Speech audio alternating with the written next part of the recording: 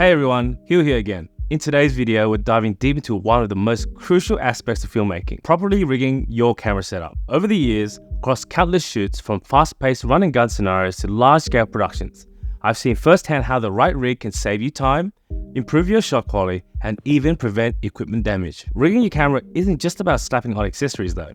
It's about building a setup that's tailored to your specific needs and the job at hand, ensuring you're ready for anything that comes your way. In this guide, we'll be looking at 3 different cameras with various setups: the Sony FX3, FX6, and the Brano. And I'll show you how I rig each one for different shooting scenarios. We'll also dive into the essential accessories and attachments. So let's get started. First up, the Sony FX3, a full-frame cinema camera in a lightweight and compact form factor. The FX3 is my go-to for setups where mobility is key. It's perfect for fast-paced environments like events, travel shoots, or music videos. I'll be walking you through 2 setups that I often use: the camera body mounted on a gimbal with a ring for smooth, dynamic shots, and handheld for run-and-gun scenarios. We start off with mounting the FX3 on the gimbal.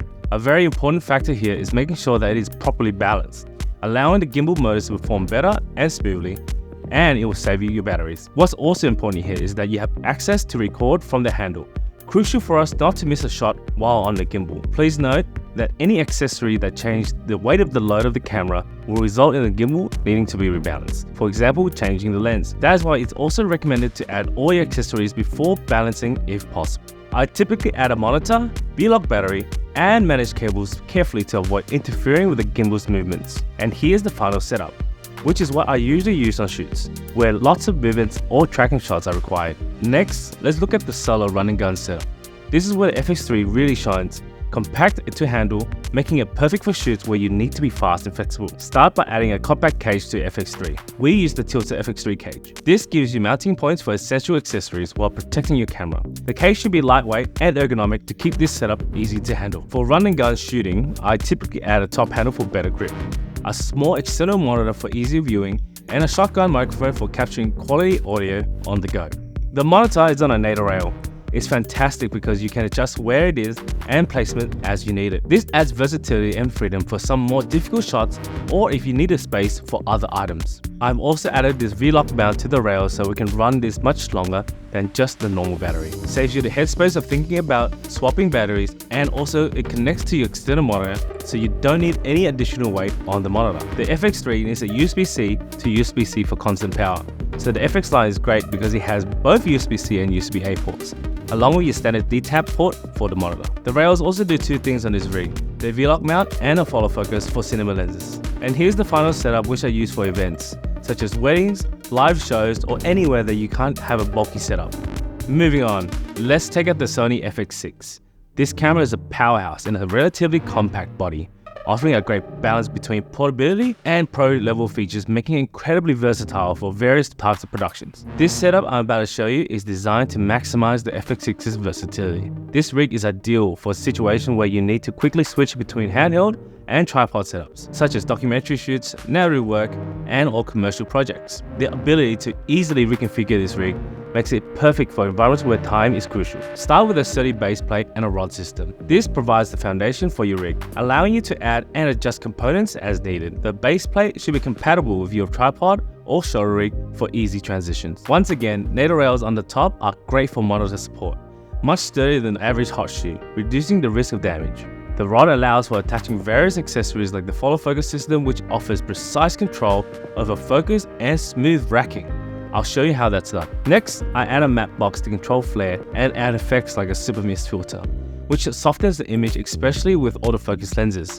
I usually skip the variable ND filter because the FX6 has external internal NDs. For power, I attach a V-Lock battery via the wooden camera V-Lock adapter. This powers the camera and any additional accessories like monitors or wireless video transmitters. If you want to transition into a shoulder rig, we have extension arms from Zacuto. We can also use this additionally with an Easy Rig for extended use. And there you have it. My FX6 rig, as you can see, it has a balance of functionality and compactness while still being able to handle most shoots.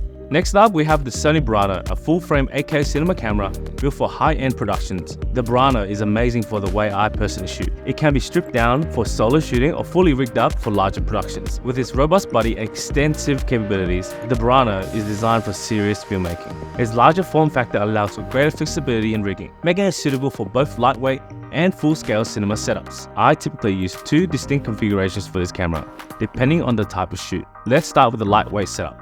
This configuration is perfect for situations where mobility is key, such as documentary-style shooting or smaller productions. It's often paired with an EasyRig, which helps distribute the weight of the camera across your body, making handheld shooting much easier and less strenuous over long periods. This setup is all about maintaining a balance between portability and functionality, ensuring you have everything you need without being bogged down by excess weight. The cage is the foundation of this setup. I'm using the Bright Tangerine Cine kit, which includes a base plate, top handle, and side plates for various mounting points. And yes, you guessed it, more NATO rails for maximum flexibility in mounting monitors and other accessories. For power, I rely on a compact V-Lock battery system. This setup provides enough power to run the camera and monitor without adding too much bulk, ensuring the rig remains lightweight and easy to maneuver. One must-have on the Brada is the tilter monitor mount, which solves the problem of the rigid, less usable stock mount. I also use the MID-49 power block, which adds additional D-tap and LEMO ports, and it protects the camera from bricking by locking off all the other accessories if you exceed the voltage. Now let's move on to the full cinema rig, which I use for larger and more complex shoots. This configuration is designed to take full advantage of the Brada's capabilities, making it the perfect choice for narrative films, commercials, and any other type of production. I've often had this build with the camera on a tripod, jib, or even a robotic arm. To ensure accurate framing and focus, I use a large external monitor in this setup. In my case, it's the DJI transmission system. Additionally, a wireless video transmitter is essential for this setup, enabling real-time monitoring by the director or client without the hassle of long cables running across the set. We have modified the transmission with the Xiegu plate. This allows power pass-through even though if the transmission is off, which other adapters don't allow. We also have the Nucleus M follow focus attached to the rails. Another excellent feature with the Bright Tangerine cage is the base plate is on a dovetail, and it allows you to further adjust positioning on tripods to be at the center of balance. On the other hand, the top handle is movable again for center of balance. This is for easy rigs and reverse mounts, such as tripod heads or jibs or robotic arms. We can also attach the same Zacuda arm extensions and shoulder pad to turn it to a shoulder rig. And here's my full cinema setup. As you can see, it's quite large and heavy, but meets the requirements needed on those big shoots. And there you have it, a comprehensive guide on how to rig the Sony FX3, FX6 and Brada for various shooting scenarios. Whether you're working solo on a run and gun setup or part of a larger production, having the right rig can make all the difference in your efficiency and the quality of your shots. I hope this guide is giving you some valuable insights into rigging your camera for different situations. If you like this video or you want to know more about how to rig your camera, come into George's Cameras in George Street or georges.com.au. I'll see you next time.